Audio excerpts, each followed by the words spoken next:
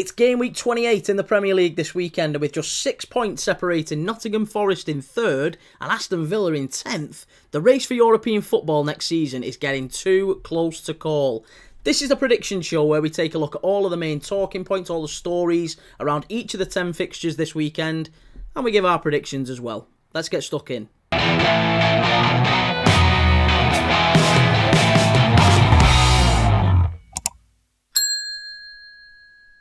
So first up this game week is Saturday's early kick-off, 12:30, and it's a very, very big one in that battle for European football next season. It's high-flying Nottingham Forest against the team immediately below them in the league, the champions, Manchester City. This one feels a little bit like the Newcastle and Forest game last week in that both sides are kind of still a little bit in disarray. We don't really know what to expect from them. I mean, before Christmas, Nottingham Forest went on a run of 11 games where they had 9 wins, 1 draw and just 1 defeat. And that was, funnily enough, against Manchester City in the reverse fixture at the Etihad. And that propelled them pretty much into those Champions League positions where they sit now. But since the end of that 11-game run, they've won just once in their last 5 Premier League games. And the wheels have come off a little bit, or at least that's what it feels like. If you were to strip out the 7-0 home win against Brighton, where they were terrific, admittedly, they've lost to Bournemouth, got absolutely battered away at Bournemouth. They then lose to Fulham, they lose to Newcastle, they drew with Arsenal last week, and in between that they've needed penalties to beat Exeter in the Cup, and then penalties to beat Ipswich in the Cup. And it's probably fair to say that City haven't been much better, have they? I mean, in February they lose heavily away to Arsenal, they lose pretty comfortably at home to Liverpool. They lose home and away to Real Madrid in the Champions League. But in amongst all that, we have the scraping past Leyton Orient in the FA Cup. They didn't look fantastic against Plymouth in the FA Cup. They only just got past Tottenham. And obviously there's the battering at home to Newcastle, which maybe you could say is akin to what Nottingham Forest did to Brighton. There's a little bit of an anomaly in there, but it's really tough to look at those recent fixtures from both teams and make a compelling case for either of them winning this one. And for both sides, there's so much riding on this one. I mean, for Manchester City, you'd have to say they have to qualify for the Champions League. It would be a disaster if they didn't qualify for the Champions League, financially and otherwise. I mean, the players that they have, the players that they're hoping to attract to rebuild the squad, it's going to be much tougher if they're a Europa League team next season. For Nottingham Forest, I mean, it would just be such an anticlimax, wouldn't it? After the season they've had where they've been terrific for pretty much most of the year, to fall away now and not make those Champions League places would be, even as a neutral, I would feel it. It would be so difficult to swallow, wouldn't it? I've got to say, though, I watched Nottingham Forest's last 2 games against Ipswich in the Cup on Monday night and against Newcastle at the weekend, and I thought in both they were really poor. They were really poor. And the other thing to remember here, actually, is that if Nottingham Forest were to lose this one, and Chelsea were to beat Leicester at Stamford Bridge on the Sunday, as most would expect them to, then Forest would find themselves outside of the top 4 for the first time in, it feels like forever. It feels like they've been in the top 4 pretty much all season, and it feels like everyone's been waiting for them to drop out of it a little bit. You know, not quite sure whether or not they'll stay the distance, stay the course, but yeah, I mean, I think that might just be how it goes, you know. And as tempting as it is to sit on the fence with this one and go for the draw, I think City's quality might just tell in the end. So I'm going to go for a City away win. Narrow, but I think I'm going to go for a City away win. My old man's gone for a Forest win, so there you go. One of us is going to be wrong. I'm going to go for 2-1. Forest 1, City 2. Let me know what you think. On to Saturday's 3 o'clock kickoffs, and we've got another 2 teams fighting it out for those European places. Brighton and Hove Albion against Fulham at the Amex. I mean, you could flip a coin on this one, because both teams are on incredible winning runs. 5 wins in their last 6, just 1 defeat in that time for both teams as well. They both get through to the FA Cup quarter-final this weekend and need extra time to do so. Penalties in Fulham's case as well. And looking at the form guide, every metric, every measurement you care to look at just makes this harder and harder to predict, because you look at Brighton's last 3 games at home, all wins. Fulham's last 5 games away, all wins. Now, looking at the league table, these two find themselves in 8th and 9th respectively, but a win for either side takes them above Newcastle into 6th, and Newcastle don't play until Monday night away at West Ham. So there's an opportunity here, a real opportunity here, for either side to really lay down a marker in that race for Europe. And maybe, just maybe, if one of these teams were to win this, and they were to kick on for the rest of the season, maybe we're not talking about Conference League football for them. Maybe we're not talking about Europa League football for them. Maybe it's a Champions League position. I mean, is that so crazy to think about, Brighton or Fulham making the Champions League? I'm not sure it is, Look at the points gap. It's really not that big. It's not insurmountable. I mean, City, Forest, Chelsea, Newcastle, Villa, Bournemouth, they're all dropping points. None of them are really putting a real stamp down on it. And actually, Brighton and Fulham are probably the form teams in that group at the moment. So this is a really defining fixture. It's a massive one, a really decisive one in the race for Europe, and it might actually dictate who makes it come the end of the season. We might be looking back on this one as a really, really big defining moment. If one of these teams were to kick on and claim one of those Champions League places, don't forget we've got 5 this year, you never know. You never know. And again, although this is a really hard one to call, and the temptation's obviously there to sit on the fence and call a draw, I'm going to go for a Fulham win. They're a bit of a bogey side for Brighton in recent years. They've won 4 out of the last 5 games against Brighton, and you have to go back to 2017 for Brighton's last win over Fulham anywhere. So I think it'll be a very, very close game and a really interesting one to watch. But I'm going to go for Brighton 1, Fulham 2. Again, my old man thinks the complete opposite. He's gone for a Brighton win. Let me know what you think. Next up in the Saturday 3 o'clocks is Crystal Palace against Ipswich at Selhurst Park. Now, in last week's prediction show, I made the stupid mistake of talking up Ipswich's away performances just prior to their trip to Old Trafford, which, of course, they lose. But they have done very, very well on the road, and we talked about how their performances haven't always matched the results that they've got. They did very well at Villa Park. I thought they were unlucky to come away from that with a point, even though they had most of the game with 10 men. They win at Wolves, they win at Spurs. They've done all right on the road, even if it's not always got them the points they deserved. That said, I cannot make a case for them here at Selhurst Park, even though Palace at home have been a little bit dicey recently. They've not been terrific. Palace are on a very good run of form though. They've won 5 out of their last 6 in all competitions, and in the last 14 Premier League games, only Liverpool and Arsenal have picked up more points than Palace. And they face an Ipswich side that are really struggling, winless in 8 in the Premier League. And in those 8 games, they've conceded at least 2 in 7 of them. So defensively, not all that solid. And I was really impressed by Palace last week against Aston Villa. That was a surprise. So I think I'm going to go for a comprehensive Palace win here. Even if Jean-Philippe Mateta doesn't make it, which I expect he will. He should be back for this one. But I'm going to go for Crystal Palace 3, Ipswich 0. Let me know what you think. Next up is another Saturday 3 o'clock. It's top v bottom. It's Liverpool against Southampton at Anfield. Now, at time of recording, Liverpool are about to kick off in their Champions League first leg away tie to PSG in Paris. And I do think that will have an impact on this game this weekend, purely because Liverpool's second leg is next Tuesday against PSG. And I fully expect Arne Slot will make some changes for this one. How much Slot will rest and rotate in the Southampton game might largely depend on the result of the PSG game on Wednesday, which by the time this video is published, you already know. But I do think the fact that Liverpool are 13 points clear at the top of the Premier League, it just gives Slot a little bit of wiggle room that he doesn't have to play his very best 11 against Southampton. He could still put out a reasonably strong team, expect that Liverpool get the win, and then he can rest some players for that key second leg game against PSG next Tuesday. Now that might mean that certain players like Kwanzaa, Endo, maybe Kelleher comes in. Maybe we see one of Darwin Núñez or Jota step up. Maybe there's rests for McAllister and Gravenberch in midfield. And maybe we see Jones or Harvey Elliott come into the midfield. He does have a lot of options, Arne Slot, and I expect we'll see the squad used in this one, and that might just open the door for Southampton. They've got a real task on their hands, haven't they? They've got a real challenge on their hands to get out of the predicament that they're in. There's rumours about Ivan Djuric maybe getting the sack before the end of the season, and look, I think Ivan Juric has done quite well. I've said a few times, I think he's making lemonade out of lemons with what he's got at Southampton. And some of those players, most of those players, are championship level. And it's going to be really difficult for them to stay up. But coming to Liverpool, coming to Anfield, it's always a free hit. It's often where teams do produce their best football.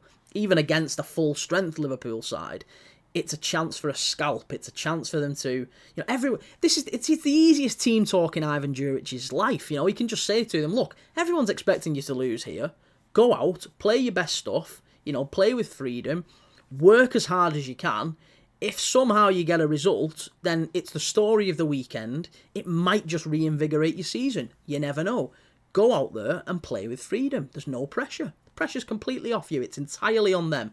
And that's going to be the real challenge for Liverpool. And look, we've seen Southampton go away and produce quite good performances. They won at Ipswich at Portman Road. That's not always easy. They lost very narrowly against Nottingham Forest.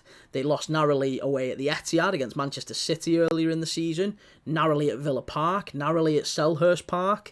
Narrowly against Arsenal as well. They've put big performances in some of those games and have been maybe a tad unlucky, maybe not been clinical enough, maybe made stupid mistakes at the wrong time. Liverpool, we need to punish them. We need to punish them very, very early. There needs to be an early goal in this one, and it'll just settle the crowd down. The longer this stays at 0-0, the more the tension will build around Anfield, and it'll just be one of them games where it's a Saturday, 3 o'clock, everyone's expecting Liverpool to just stroll in, take the 3 points and go home.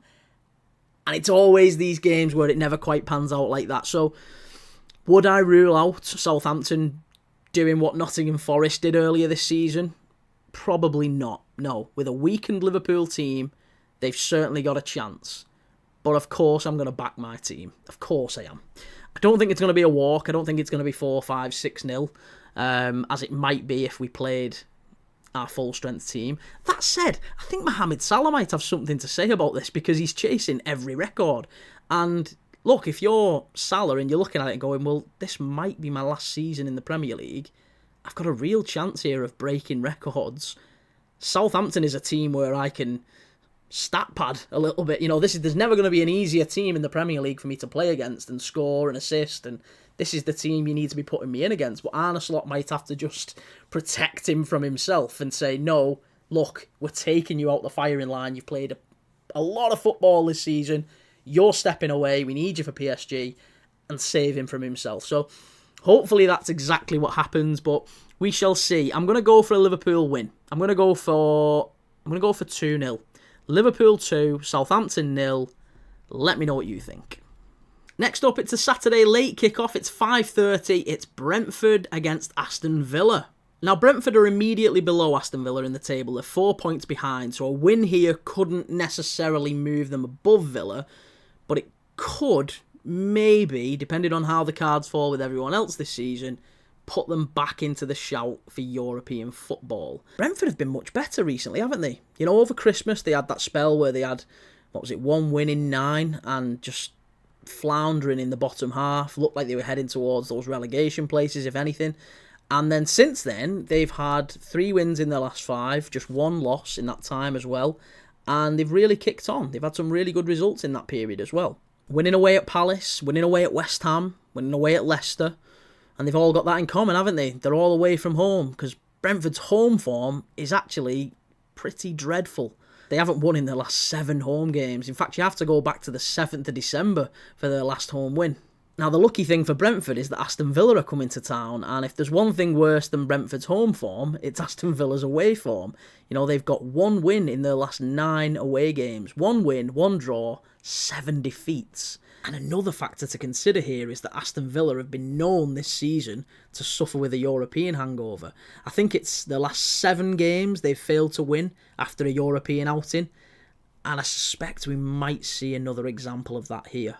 I thought Villa were okay in midweek against Club Brugge. I thought maybe the scoreline flattered them a little bit, but they've got 1 foot through to the next round now, and they've got to now concentrate on their league form, otherwise they're not going to make Europe next year. They're starting to fall away from those teams that are making the top six their own. I think a win here is essential for Villa, especially after the battering they got at Crystal Palace last week. But I don't think they're going to get it. I think I'm going to sit on the fence. The first time this game week, I'm going to back the draw. I'm going to go for Brentford 2, Aston Villa 2. High scoring. Let me know what you think. Next up is Saturday's even later kick-off at 8 p.m. It's Wolves against Everton at Molineux. Wolves picked up a couple of really big wins last month, at home to Aston Villa and then away to Bournemouth. And it's given Wolves that little bit of a cushion between them and Ipswich now. And you'd have to say, with Wolves 5 points clear, effectively 6 with the goal difference, if they were to win against Everton, with Ipswich away at Palace and Leicester away at Chelsea, chances are they'd extend their lead this weekend. And that might just be enough to get them safe. However, I think I'm going to back Everton in this one. I think the fact that Matheus Cunha is suspended for this one, and maybe several more after it, depending on what suspension the FA decide to hit him with, I think that's going to be a real challenge for Wolves, and it's going to make a real difference here. I mean, he is their difference maker, isn't he? He's the game changer in Wolves' lineup, and I'd fully expect him to move on this summer to a top Champions League club where he can show his stuff. He's a fantastic player, really, really likeable. I'd love him at Liverpool, and at 60 million quid, I think that's the release clause that's in his contract. It's a snip. I think he's a top player. And I think that'll be the difference in this one. I think Everton have been obviously very, very impressive since David Moyes came back to the club. He deserves a massive amount of praise. I think the players deserve a lot of praise actually as well for adapting so quickly. I mean, look at Beto. Prime example. He's like a player reborn under David Moyes. I mean, I remember speaking to Everton fans in the early part of this season and last season when Beto first came to the club that he's a likeable player. He works hard, but his end product, it's just not there. He's not really a Premier League quality player. He's a likeable guy. He works his backside off, and you can see that every time he goes onto the pitch. But the quality's just not there. And all of a sudden, we're seeing goals from him that are really, really top quality, really composed finishes. I know he misses the one-on-one against Brentford last week where he looks a little bit of a donkey. That was a bit of a throwback to last season's Beto, or the Sean Dyche Beto. But I think for the most part under David Moyes, he's looked almost akin to what Mateta's doing at Palace. He can do the hold-up play, be the target man almost, but he can spin and go in behind as well. His touch has got a lot better. I think his finishing's got a lot better. The movement, the goal against Liverpool in the Merseyside derby, I really like Beto. As a Liverpool fan, he's a really likeable guy. I'm almost rooting for him every week to keep scoring, because it would be a really nice turnaround in his career, wouldn't it, to see him kind of flying up the goal-scoring charts and be a really good Premier League striker next season. And look, Everton are 15, 16 points clear. They're safe. It's just now about finishing the season with style and putting on show for the Evertonians, making sure that they say goodbye to Goodison Park in the right way. The grand old lady saying goodbye with a little bit of pride and putting on a show. And I think that's going to be a really big thing between now and the end of the season. But I expect Everton win this. Something tells me it'll be a low-scoring one. Probably not a great game to watch, but it's the late game on a Saturday night, and that does tend to produce goals. So who knows? I'm gonna go for 1-0 Everton. Wolves 0, Everton 1. Low-scoring game, but Everton just to nick it. Let me know what you think. On to Sunday's games, and at 2 o'clock we've got Chelsea against Leicester City at Stamford Bridge. I really don't want to do another video where we're talking about Ruud van Nistelrooy and why he's not been sacked yet and why is he still in a job. But it's impossible when he's still in a job. Leicester City are still losing games. There's no sign of improvement, none at all. There are fan protests outside the ground on most games. I don't understand how the Leicester board aren't acting. It felt like last week against West Ham, it was another defeat. It was another team pulling away from Leicester, another team that they couldn't then claw back. Now there really is just Wolves, and they've got to focus on reining them in and reducing that 5-6 point gap on Wolves very, very quickly. And they're not going to do it with Ruud van Nistelrooy. It just isn't going to happen. It is not going to happen. They are waiting for Championship football at this point. And the only thing that I can think of, I think I said this last week as well, is that Leicester are planning for the Championship already.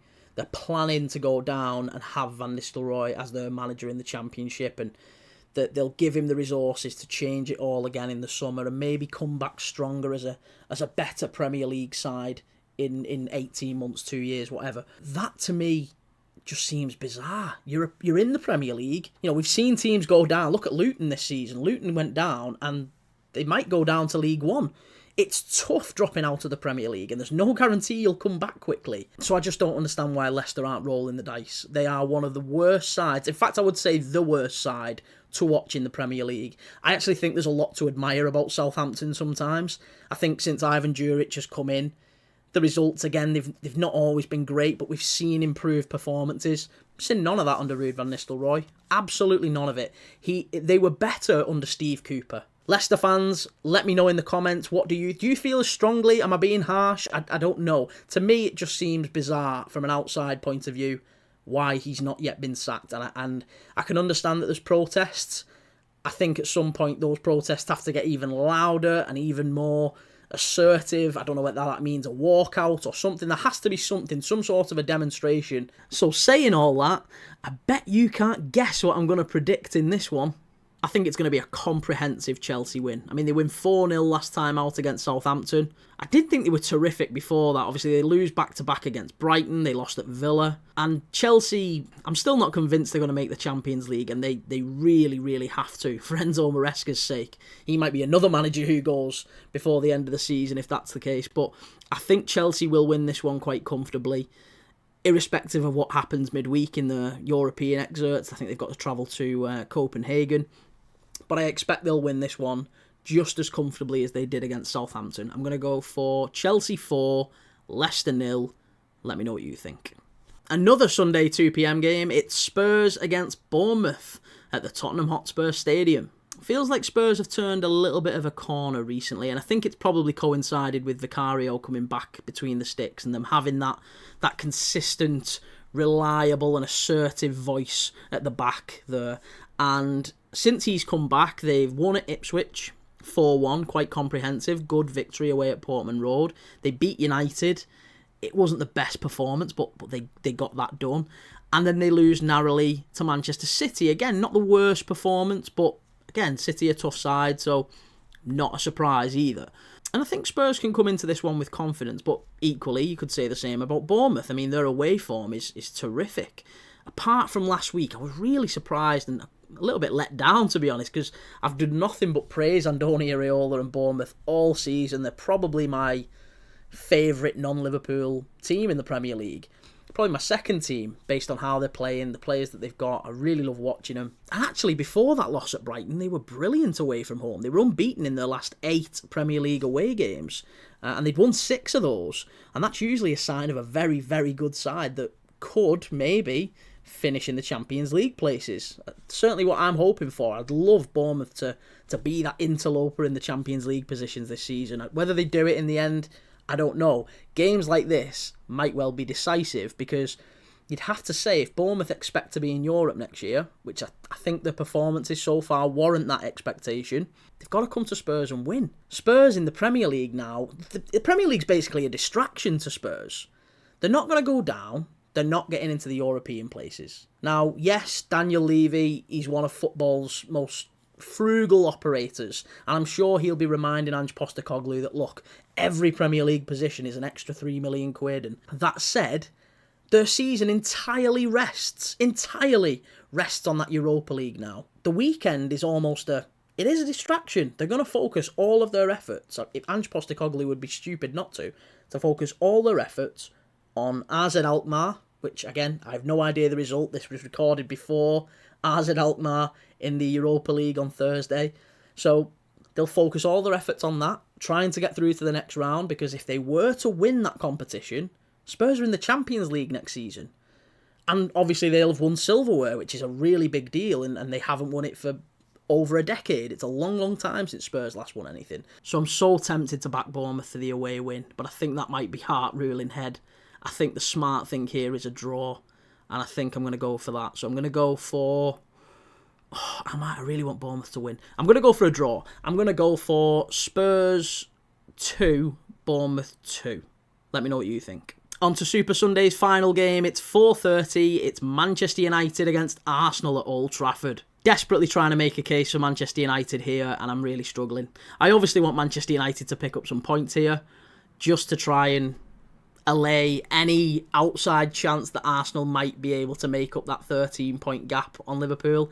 I don't think they will, but a draw here would be lovely. A Manchester United win here, I'm fine with. I feel a bit dirty, a bit grubby saying that, actually. That said, I think Manchester United were really poor. They were really poor against Fulham in the Cup, against Ipswich.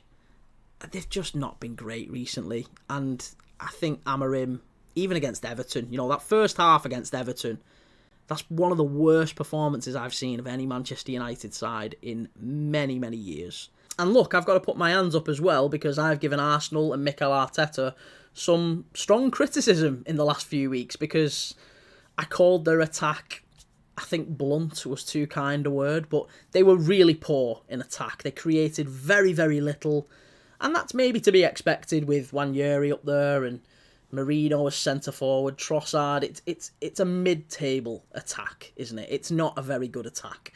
Obviously, they go to Leicester and create very, very little in 90 minutes, but somehow get the win. And then they draw a blank against West Ham. They get beat, and then I think Burley with a shot on target as well. And then they do the same against Nottingham Forest, and they get a point at the City Ground. But they've gone to PSV in midweek and stuck 7 past them, which, irrespective of what you think of PSV and the Dutch League and whatever, that is an impressive scoreline. It's very, very impressive, and Arsenal will come into this one bouncing with real confidence. Yes, the league season, it'll be hard to overturn a 13-point gap. It's going to be impossible, many might say. I think it's only been done once before, which was when Arsenal did it to Manchester United in the 90s. That said, I'm not quite sure, touch wood, it can happen again. Arsenal really, really need to win this one. It goes without saying. Otherwise, the league season really is dead. They might be able to turn 13 points over at a push. It's only happened once for a reason. If it were to go to 15 or 16 points, then, but I can't make a case for Manchester United getting anything here. I know it's Old Trafford, and I know on a Super Sunday they can all get up for it and make it a real powder keg atmosphere, and Bruno Fernandes can produce something on the odd occasion, something out of nothing, and maybe, just maybe, but I'd be clutching. I'd really be clutching at straws for that, and I just can't see it. I think it's going to be a relatively comfortable Arsenal win, I've got to say. I think Manchester United are in a really dire situation themselves. It's a very toxic atmosphere there, and I think the fans are far more likely to get on the players' backs than support them. And that's no reflection of Manchester United's fans, by the way. They're going through some tough stuff at the minute, and I think the players need to help them a lot more than maybe they are. So I think it's going to be a tough atmosphere, and Arsenal will come out with the win. So I'm going to go for Manchester United 0, Arsenal 3. Let me know what you think. On to the final fixture this week, and it's Monday Night Football's West Ham against Newcastle at the London Stadium. Now, we mentioned earlier on in the video about teams hitting good form at just the right time as the season enters the final straight. And I think the opposite is true of Newcastle. I think it goes back to that big Bournemouth defeat in January, They've not looked the same since then. And I can't recall one particularly impressive performance since then, to be honest. Maybe the Arsenal game in the Cup semi-final. But other than that, I remember the Birmingham game in the FA Cup. They were pretty poor. They obviously lose to Fulham. They went out to Brighton in the FA Cup this weekend. Got battered at City. They're making lots and lots of mistakes. And it's just not very Newcastle. Some of the performances, they're odd. And some of the behaviour as well. I mean, look at Anthony Gordon this weekend. I don't know what happens there. It was a total head loss. But now he's out for this one and the Carabao Cup final. And obviously Lewis Hall is out injured for the remainder of the season. That's a massive loss. And obviously it remains to be seen whether Alexander Isak makes this game against West Ham, because he hobbles off against Brighton in the FA Cup, and maybe they're just going to wrap him up in cotton wool for that Liverpool Cup final, because God forbid anything happens to Alexander Isak, because he is quite literally the only chance of qualifying for any form of European competition next season. You know, they're sat in 6th on 44 points. They're not far behind Chelsea and City and Forest. They could feasibly catch them, but they need to start putting in some performances again. And it's the performances that's the most alarming thing to me with Newcastle, because I've seen them in games where they've won, and they've been dreadful. You know, I watched them against Nottingham Forest last week, and they go 4-1 up in that one. They go a goal down, where they basically give Forest a goal, very similar to what happened against Manchester City, and they lose that one 4-0. And to be honest, when they go a goal down against Forest, immediately I was thinking Forest might run rampant here, similar to what we saw with Bournemouth. But actually, they came back into it. They got a slightly fortunate penalty and a couple of lucky deflections, Newcastle, but they played a little bit better to get back into the game. They go 4-1 up, you know, do well to get into that position, and then all of a sudden switch off in the second half.